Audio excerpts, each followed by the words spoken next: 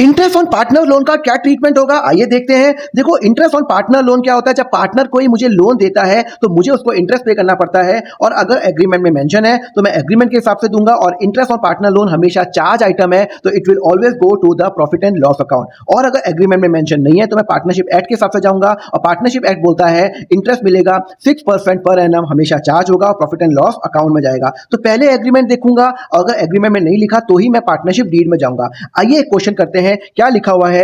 लिखा हुआ है partner A has given a loan of ₹4 lakh to a firm at 8% per annum. यहाँ पे 8% पर एनम के हिसाब से लिखा हुआ है, तो यहाँ पे एग्रीमेंट के हिसाब से 8% इंटरेस्ट मिलेगा। 8% मिल जाता है 32,000। 4 लाख का 8% कितना होता है? 32,000। तो यहाँ पे प्रॉफिट एंड लॉस अकाउंट में जाएगा, और यहाँ पे आएगा इंटरेस्ट ऑन लोन, ए का लोन आएगा 32,000 रुपए। क्लियर है?